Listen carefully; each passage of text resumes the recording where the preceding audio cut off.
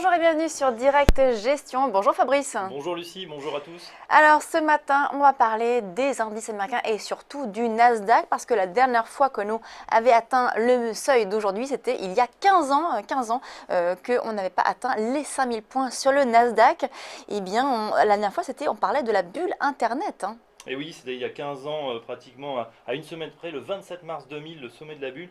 15 ans, c'est peu finalement, comparé aux 25 ans qu'il avait fallu au Dow Jones pour retrouver ses niveaux d'avant la crise de 29. Il a fallu à l'époque donc 25 ans. Cette nouvelle poussée constitue le point d'orgue d'un mouvement haussier quasi continu depuis la fin de la crise en 2008. Alors certains s'inquiètent de la valorisation actuelle de certains titres cotés sur le Nasdaq. On en est où aujourd'hui de cette bulle? Est-ce qu'on est comme en 2000?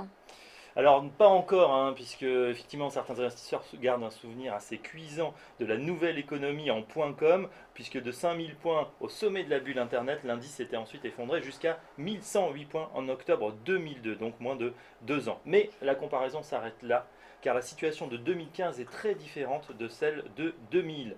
Le Nasdaq est moins aujourd'hui l'indice du secteur technologique que le baromètre plus large des valeurs de croissance. Tout d'abord, la part des entreprises de high-tech s'est considérablement réduite. La baisse est notamment spectaculaire dans le domaine du software.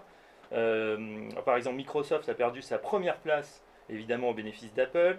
Encore deuxième au classement, la capitalisation du leader mondial des logiciels a chuté de 40% à 243 milliards de dollars. Évidemment, la place d'Apple qui est revenue pratiquement d'entre les morts, et aujourd'hui la première capitalisation mondiale à 755 milliards de dollars. D'autre part, le nombre d'entreprises cotées a pratiquement été divisé par deux par le Nasdaq, tombant donc de 4715 sociétés cotées à 2500 aujourd'hui. Alors ce ne sont pas les faillites qui sont responsables de seulement 17% des disparitions, mais bien des fusions-absorptions au cours de ces dernières années. Et la composition de l'indice 10 Nasdaq également a changé, les champions d'hier ne sont plus ceux d'aujourd'hui. Alors tout à fait, dans les 10 premières capitalisations, vous vous souvenez peut-être de WorldCom qui était 5e ou Sun Microsystems 8e.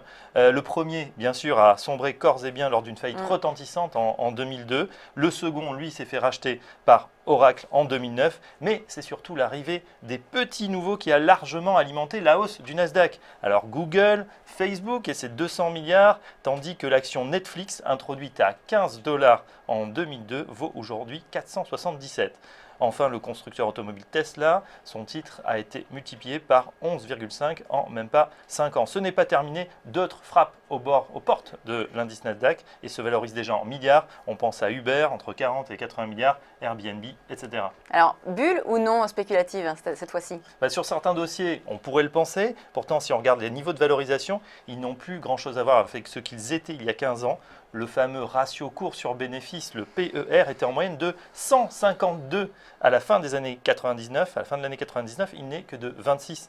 Aujourd'hui, par exemple, Yahoo était valorisé 787 fois ses profits en 2000 contre 36 fois actuellement. Enfin, le PER d'Apple est tombé, lui, de 37 à 17. Aujourd'hui, les investisseurs ne se contentent plus de promesses sur l'avenir. 15 ans plus tard, ce sont des bénéfices sonnants et trébuchants qui sont déjà là. Et puis, les profits des sociétés composant le Nasdaq devraient continuer à croître environ 18%. Enfin, Lucie, acheter le Nasdaq, c'est aussi faire confiance à la croissance d'une nouvelle économie, celle du partage cette fois-ci. Celle-ci s'étend rapidement et casse des monopoles ou des rentes, parfois avec plus d'efficacité que certains décrets.